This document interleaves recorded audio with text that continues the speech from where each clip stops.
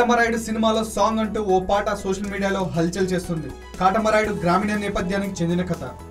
అయితే ఈ పాట మాత్రం మొత్తం వెస్ట్రన్ బీట్స్ తో సాగింది.